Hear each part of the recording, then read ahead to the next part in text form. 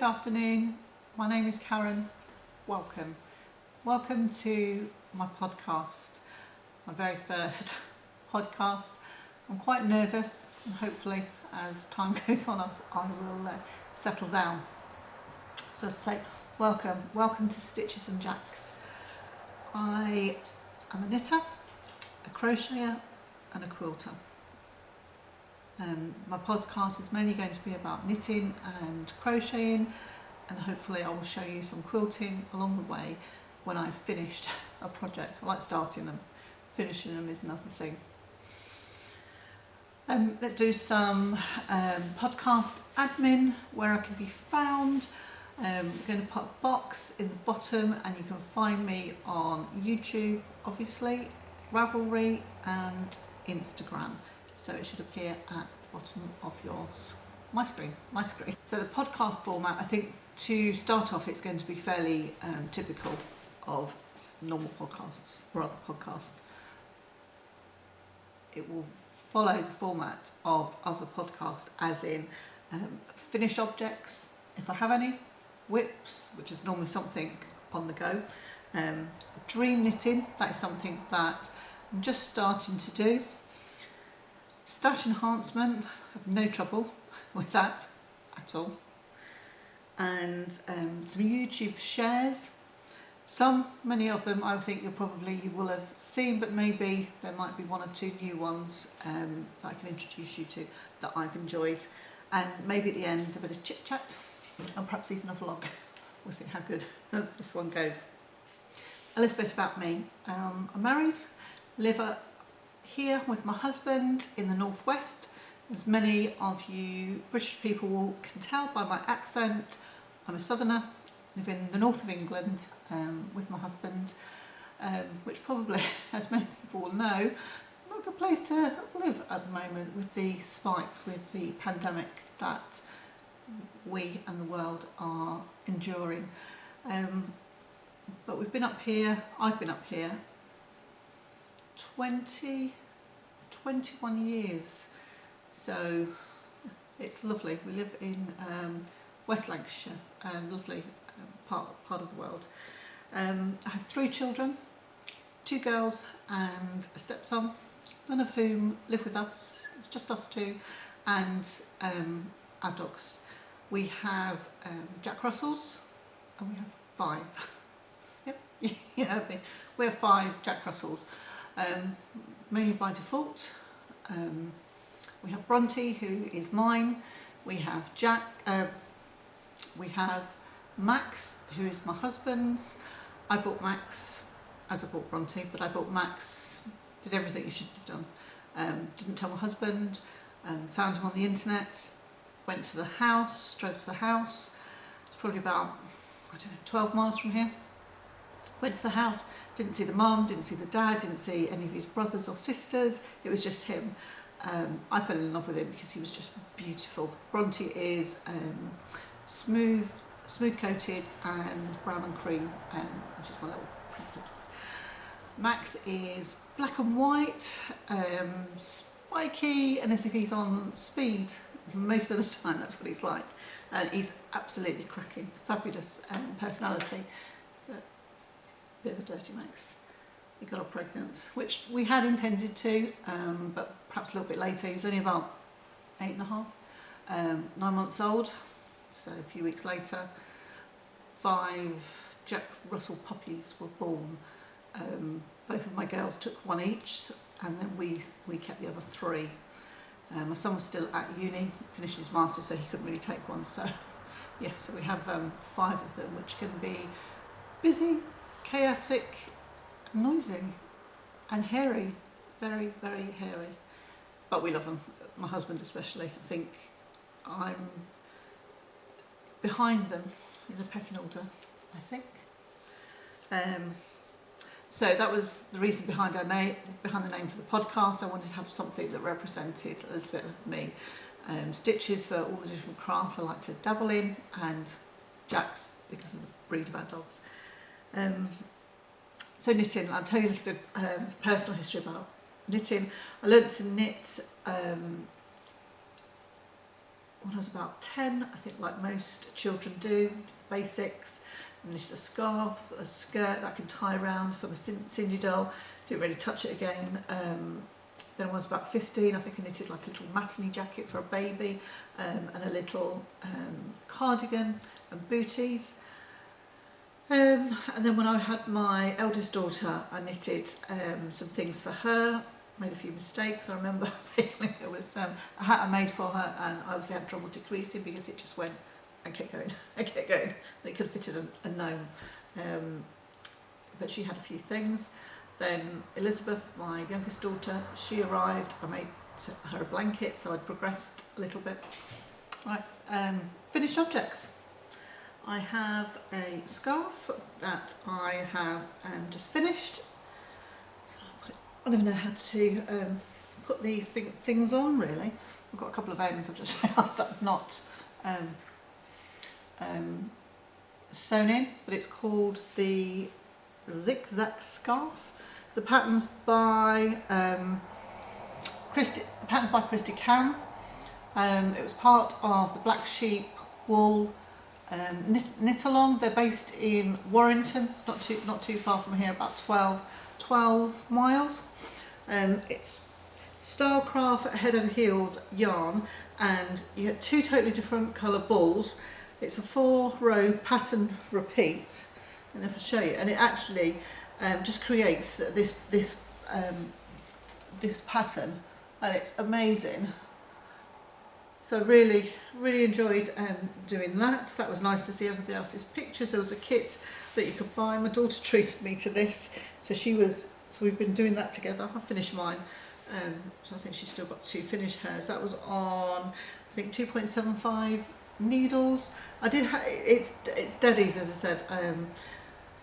I had to use stitch markers because at the end I just kept forgetting, and I was the last stitch, I think I was knitting them two together and I didn't have to, and it was sort of going in, but once I realised that, because I was just trying to watch the TV, so that was a knit that I enjoyed. I'd just like to say that and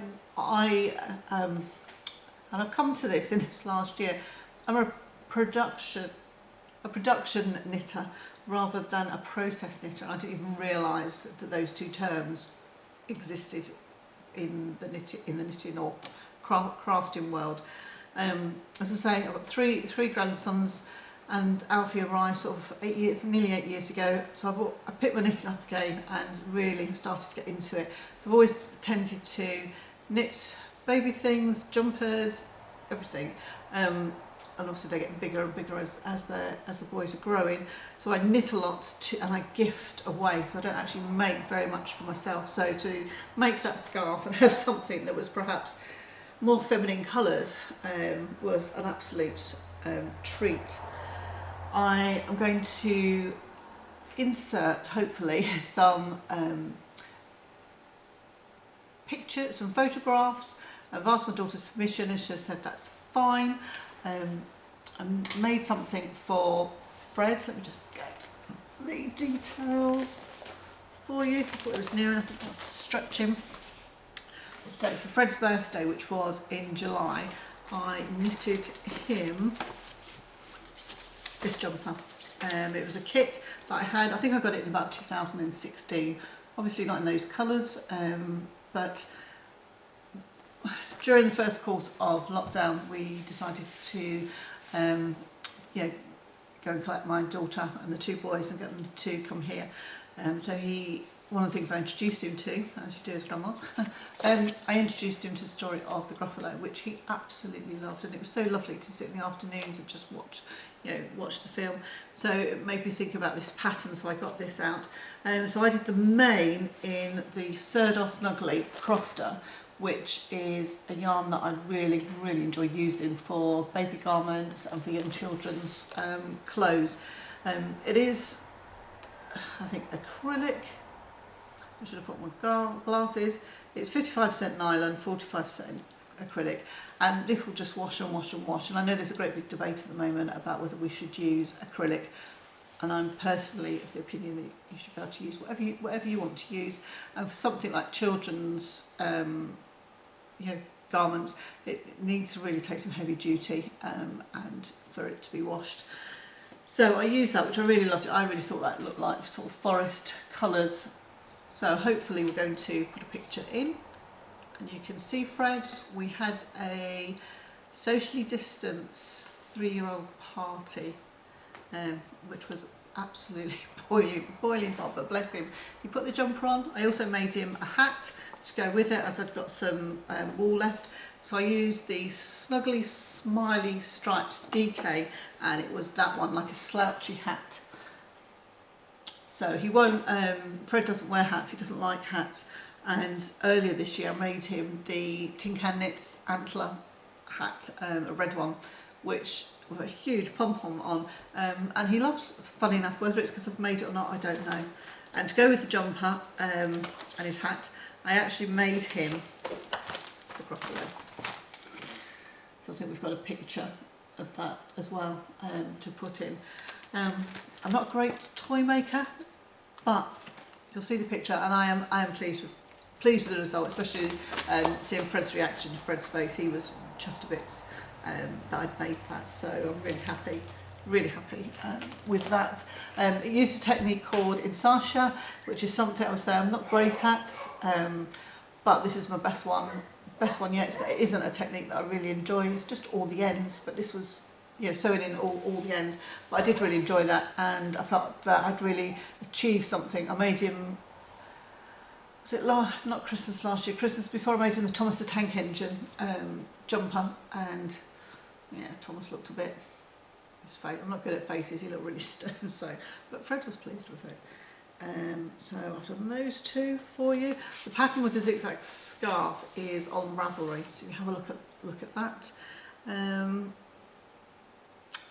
Let's have a look. Right, so that is my finished objects, and what I'm making at the moment, that's in my bag. Right, it is a shawl for Benjamin. He's hopefully going to be christened in the autumn, and it's this pattern here, and it's a Snuggly, Sirdar Snuggly, and you can make this shawl in 3-ply, 4-ply and double knitting. So what did I decide to do? The 3-ply. I started this last year. I tend to keep in my project bag, I tend to have a book for each of the boys and write everything down. And I must admit, I've never made anything like that before, and I was really intimidated. I was really keen to do it, but I was completely intimidated. And I think the reason why is, one, I suppose my lack of experience, and maybe more than anything is my approach to it. Hopefully I'm not giving anything away because it's a paid for pattern, but you can quite see it's in 4 triangles, so you knit each triangle, but you start off with 295 stitches on 3.25 needles. Oh my word, I thought, right, okay, I can get this done in a month. It was so fine. I tend to knit really in double knitting, or you know, some 4-ply. So to go down to 3-ply, it was like knitting with cobweb, like a spider's web. So I am doing this. Oh, so this is how I have knitted the 4 triangles. I think, yeah, I'm all right with lace work. Stick it there. But for some, I don't know, I put it down because I think I was trying to knit it too quickly, rushing it, and I'd made a mistake, and I think I'd repeated the mistake. So when I finished the 4 pieces and I put them together, they didn't match. The eyelets at the top were all over the place. I've had to take them down. So and I've got them now. So I think that will go together well. And I didn't really understand about blocking either. In the last year I've started to block some things, so I feel a lot more confident with this. I'm in the middle of just knitting this. Let me get this out of the bag. Oh, but I think my stitches are coming. Right, okay. Yeah, I have. It's just... Right, so I'm knitting, in the middle of knitting the leaves that go round.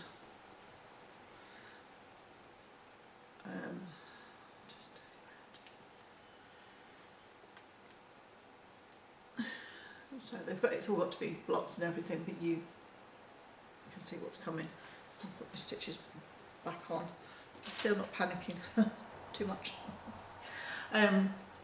When I started knitting that, I had no idea that you were supposed to, excuse me, that you were supposed to use stitch markers.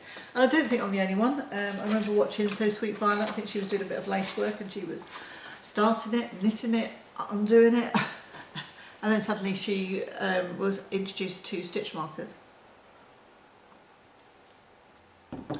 So I started that last July. I think I'd finished, but I'd put it together and it wasn't fitting together because of the mistake I made. So I just put it to one side. And then out of my stash, I decided that I would make myself something. That was my goal this year, to make myself a few things. So I made this. This is a finished object. So this is the, that's it, yeah. So this is the Stellina. Is it Stellina? Yeah, Stellina shawl. And it's made with John Arbon textiles there. Is it Debonnaire range. So I used stitch markers for this. I was a lot I took my time over this. I started from the bottom, which I think was better for me, and gave me the confidence sort of to work. But it's massive. And it's just beautiful, absolutely beautiful. So this pattern is by Erica Downs. This is my first indie pattern. It was my first merino silk project that I had worked on. I think I'd worked on this merino, or maybe a bit like a baby thing, but this is my main project, and it's absolutely beautiful. So I thoroughly enjoyed that, absolutely in love with that. So finishing that and learning how to block it properly, and how to read my knitting and to use these stitch markers and to make my notes gave me the confidence to, think about the shawl again. So it's beginning of July. I sort of got it out of the bag, laid it on the bed in the spare room, and every time I was sort of going in and out, I would keep looking at it and keep thinking about it. And then I have picked it up in the last sort of 2-3 weeks, and I've had to undo some of it only a little bit, and there's been one piece I've had to take right the way down, and I've knitted it, and I've reached the same point, and I've made the same mistake as I've made previously. 3 of them are okay, so I haven't touched it for a few days, and I'm a bit like, so I've been starting on the the leaf trim, but I'm just going to lay it all out and have another look and get that last piece done, because I think when Benjamin's going to be christened, it will happen really quickly. He was supposed to be christened, I think, in May, but obviously that didn't happen. He wouldn't have had that either. So we're going to start. So I'll start on that and get that finished. So I'll hopefully get that finished at the end of August, and maybe in September I might be able to have the christening. Crochet. Let me tell you about crochet. As I say, one of the things I want to do this year is I want to make things for myself, and I also like to have a go at something that I like just because I like it, not necessarily that I've got anything in mind. One of the YouTube podcasters that I really enjoy watching is Cherry Hart. I think she's super talented. The way she can deconstruct like something, she'd been given some of her grannies, like a shawl, and was it a tablecloth, and she can just take that back, and it's really worth watching. So she made this. I think hers just had one cloud on, and then when I got the pattern, and she's really generous. She does have paid patterns, but she made this, or something similar. Not this. I've made this. She didn't actually make this, but this was her pattern. So I've made that. And I'm going to give it to my daughter, and I think I'm going to put it in a frame. Don't think I'll have to date it. I think because there's a rainbow, we'll know that 2020 was full of rainbows. And I'm really quite proud of that. The fact that I have just made something that I liked, And I've shown my daughter, she really likes it, so she's going to get that. I've got a couple of like secret projects on the go. I tend to try and have something, one maybe that's something that's quite big, something that's quite small and simple, and then maybe like a medium-sized project. And I'll be up and down, but I tend to always have like something knitting and something crochet. And I don't know about you, but I can't do with having lots of waste. I'd made like a hat, mittens and scarf for my niece, and I'd used Stylecraft, but I still, by the time I'd used those, the colours, I just needed a little bit. So I kind of had them just in a bag. So I decided, it was just before lockdown, I think it started at the beginning of March, and funny enough, it is I call it my rainbow blanket. And I've made a Battenberg blanket out of Stylecraft yarn, and there's a pattern from Cherry Heart. And again, that made me smile. I was just using lots of odds and ends of things that I had left. And then this one I have made, I think I've got it upside down. Have I got it upside down? I think it's that way. So it's this way. I just wanted to have a pile of blankets on my chair that I could just use just for me. And it's not going to go in any particular room because it won't go in. It won't match any of my rooms, might even go in my car, but I just thought I'd like to have a pile of blankets that I've made.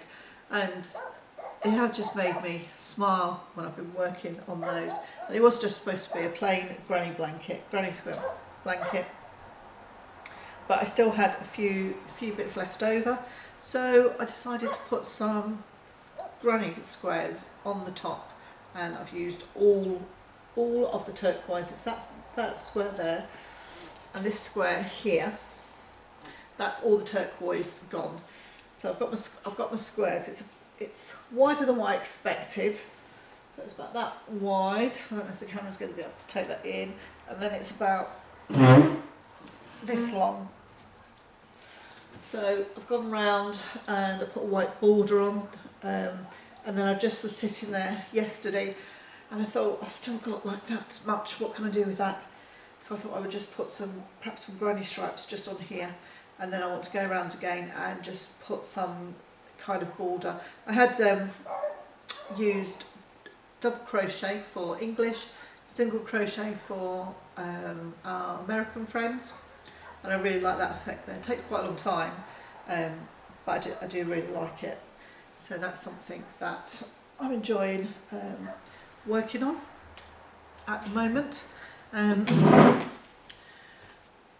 It's something that has evolved really, so I'm really enjoying that process. I have got another blanket which I'll probably show you next time. I think that's one of the reasons that I'm trying to work out a border so I can follow the instructions for this Cherry Heart Nature's Walk blanket that I finished last year, but I haven't been brave enough to start on the edging.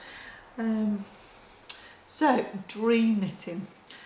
There's lots of things I would like to make, but I don't catalogue them in any way. So I've started, if I really like a pattern, I'll buy it, I'll download it, and I'm going to put it with a wool.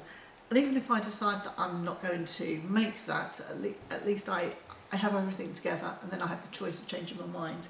So I was watching a podcast. Let's do so much crinkling. And I saw this lady, it was a finished object, and I just fell in love with it. And this is the Good Vibes shawl, and it is by Nadia. I cannot pronounce the second name. I'll show you. And it's a paid for pattern, and you'll find that on Raverly. So I think that was my first paid for pattern that I had downloaded. It's absolutely beautiful. It's the wool that you're supposed to use is Labian Enemy, but I couldn't get it for love nor money with postage at the moment. So I found Islington by Kettle yarn, which is absolutely stunning. I'm so excited to use that. And as I say, going into the hand-dyed world is very new to me. I've knitted a couple of pairs of socks of hand-dyed, but I haven't actually, I've made my shawl, haven't I? But I haven't actually, I was going to say made a garment with it, but I haven't. And I also found this to complement it, which is by Pixie yarn, and it just has the mustard in there and has some pinks, just beautiful, beautiful speckles, beautiful. And that's called Three Friends. So I'm really looking forward to having a go at that. So I think once I've got Benjamin's shawl out of the way, I will actually want to sit down and just have something that is a bit easier to manage. And then after that there is another shawl, but I saw this. This was my daughter introduced me to the Instagram Instagram Yarn Fest. This is another shawl that I would like to make, and this is Kira Cove, and she's designed by Tammy Gore, and that just looks absolutely stunning. And I've seen that being modelled. So I'm going to use Amy's Stranded Dyework. I'm going to use the Wash Your Hands. I thought that would be really good. It's just beautiful. Yarn is lovely. I've had a yarn of hers before, not my cat, and I made a pair of socks, and that was absolutely beautiful to use. So I've got no worries about this. And this is called Deep Feelings, so which I thought was really apt to put those two together, and I will enjoy doing that. Whether I complete that this year or not, I don't know. So that's sort of my dream knitting that I have. There's a couple of shawls there that I would like. So as I say, my daughter has introduced me to Yorkshire Yarn Fest, which has been on Instagram, and I've never seen anything like it. It was just lovely. We went to Yarndale about 3 years ago, and I was just like a child in a sweet shop. It's just like, oh my word! It's an explosion of colour and talent everywhere. They had these giant mandalas in hoops, and I was like, oh, I would like one, I want one. I don't know where I'd put it, but I still really like one. And that really, I think, opened me up to how talented people are and how beautiful, their work is.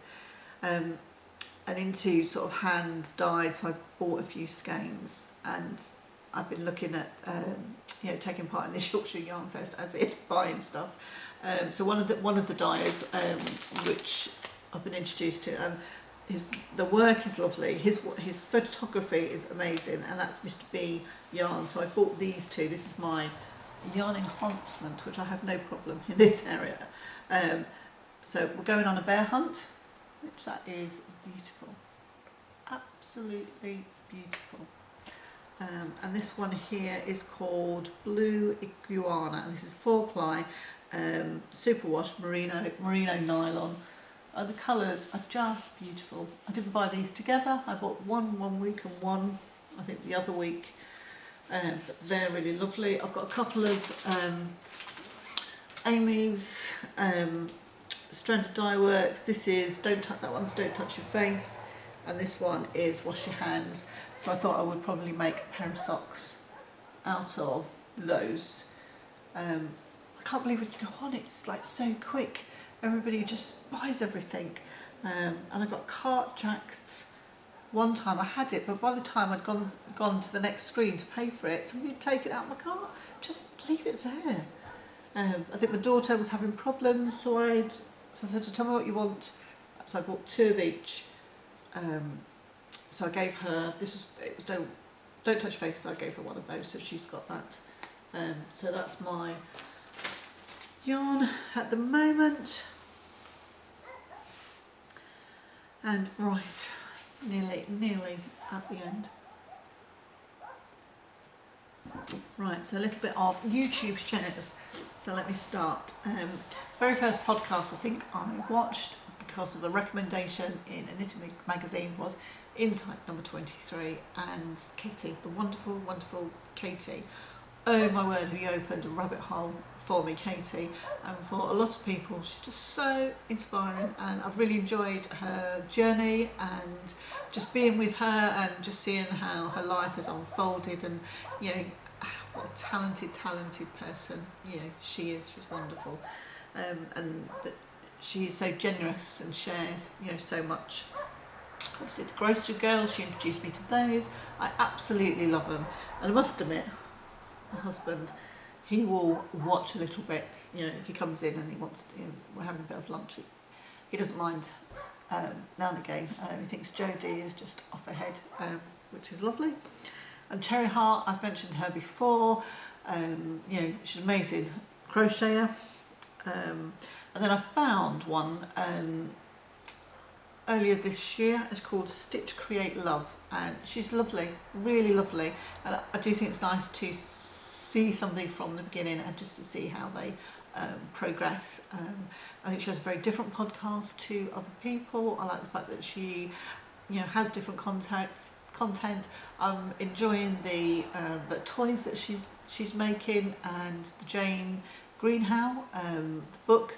I had that book some time ago. I thought I still had it. I must have given it to somebody. I thought I'd lent it to my daughter, or given it to my daughter.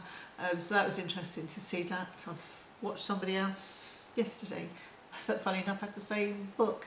So that's bizarre.